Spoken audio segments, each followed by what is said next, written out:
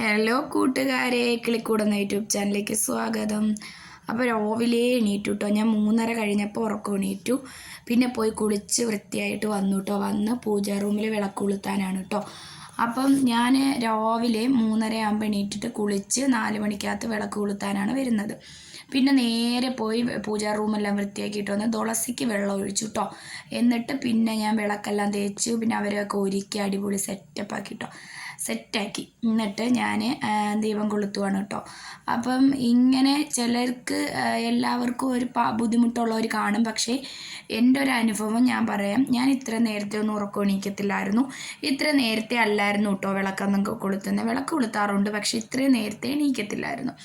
ഓരോരുത്തർ പറഞ്ഞു തന്ന അനുഭവങ്ങളും ഓരോരുത്തരെ ഇത് കണ്ടിട്ടുള്ള ഒരു അനുഭവം വെച്ചിട്ട് ഞാൻ രാവിലെ ഉറക്കം എണീറ്റ് വിളക്കത്തിക്കാൻ തുടങ്ങി കേട്ടോ. അപ്പോൾ എനിക്ക് കത്തിച്ച് തുടങ്ങിയപ്പോൾ തന്നെ നല്ല മാറ്റം വന്നു കേട്ടോ. എൻ്റെ ജീവിതത്തിൽ ഒരു ദിവസം കൊണ്ട് മാറ്റങ്ങൾ വരാൻ തുടങ്ങി. അപ്പോൾ ഇനി ഞാൻ ഇങ്ങനെയാണ് കേട്ടോ. അപ്പം ഞാൻ എൻ്റെ കൂട്ടുകാർക്ക് പറഞ്ഞു തരാമെന്ന് വിചാരിച്ചു. അപ്പം നിങ്ങളെ കൊണ്ട് പറ്റുന്നവരൊക്കെ ഇങ്ങനെ ചെയ്തോളൂ കേട്ടോ.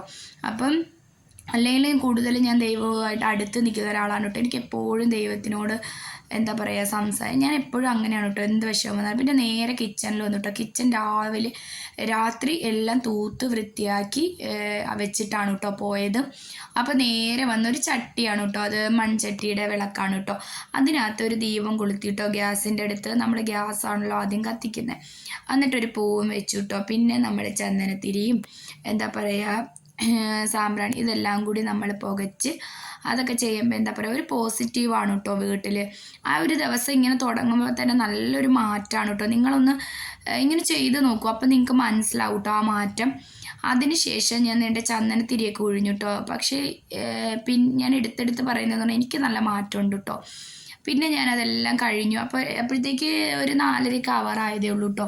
കാരണം 4 മണിയായപ്പോഴാണ് ഞാൻ അവിടെ വിളക്കൊക്കെ കൊളുത്തിയത്. അതിന് ശേഷം അപ്പോഴത്തേക്ക് ചേട്ടനും എണീറ്റു കേട്ടോ. മക്കൾ ഉറങ്ങുവാണ്. പിന്നെ ഞാൻ ചായക്ക് വേണ്ടി വെച്ചു. പിന്നെ രാവിലെ ഞാൻ ഭൂരി കിഴങ്ങേറി ഉണ്ടാക്കാമെന്നാണ് വിചാരിച്ചത് കേട്ടോ. അപ്പോൾ ചായ ഇട്ട് കുടിച്ചിട്ട് ബാക്കി ചെയ്യാമല്ലോ എന്ന് വിചാരിച്ചു.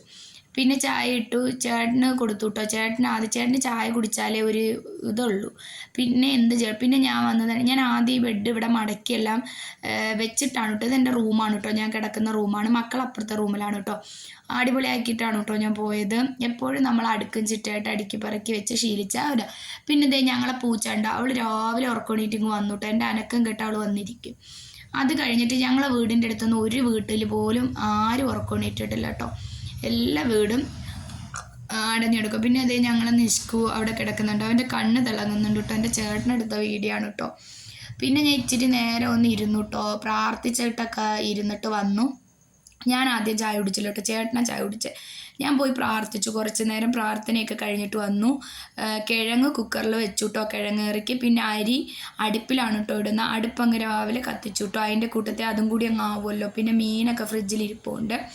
അപ്പോൾ അതെല്ലാം കൂടി ആക്കാം. അപ്പോൾ രാവിലെ 8:30 ആകുമ്പോഴത്തേക്ക് എൻ്റെ ജോലികളെല്ലാം തീരും കേട്ടോ. ഈ സമയത്ത് എണീറ്റാൽ പിന്നെ കുറച്ച് വെള്ളം ഉണ്ടായിരുന്നു തിളപ്പിക്കാൻ വെച്ചു. പിന്നെ എന്താ പറയുക ഭൂരിക്ക് മാവൊക്കെ കുഴയ്ക്കും കേട്ടോ. പിന്നെ ഭൂരി ഉണ്ടാക്കുന്ന ദിവസം എൻ്റെ ചേട്ടനത് അമ്മയ്ക്ക് തരും കേട്ടോ. ചേട്ടൻ എനിക്ക് സഹായിക്കും. കാരണം നല്ല ബലം കൊടുക്കണമല്ലോ എന്ന് വെച്ച് ചേട്ടൻ ചെയ്തു തരും. എനിക്ക് ചേട്ടൻ നല്ലോണം സഹായിച്ചൊക്കെ തരാറുണ്ട് കേട്ടോ. അപ്പോഴത്തേക്ക് ഞാൻ ഭൂരി ഉണ്ടാക്കി കേട്ടോ. ഭൂരിയും പിന്നെ കിഴങ്ങ് കറിക്കുള്ള എല്ലാം റെഡിയാക്കി എന്താ പറയുക ഉള്ളി എല്ലാം അരിഞ്ഞു വെച്ചു കേട്ടോ. ഇവിടെ കിഴങ്ങ് കറി എല്ലാവർക്കും ഇഷ്ടമാണ് കേട്ടോ. എൻ്റെ റെസിപ്പികളിലെല്ലാം എൻ്റേതായ എന്തെങ്കിലും ഒരു സ്പെഷ്യൽ ഇത് ഞാൻ ചേർക്കാറുണ്ട് കേട്ടോ. അപ്പം നിങ്ങൾക്ക് ഇതിലേതെങ്കിലുമൊക്കെ റെസിപ്പി വേണമെങ്കിൽ കമൻറ്റ് ചെയ്യണം കേട്ടോ. ഞാൻ അത് ചെയ്യാം കേട്ടോ. വീഡിയോ ആയിട്ട് ചെയ്യാം. പിന്നെ ഞാൻ പറഞ്ഞല്ലോ ഞങ്ങളൊരു കുഞ്ഞ് ഫാമിലിയാണ് കേട്ടോ.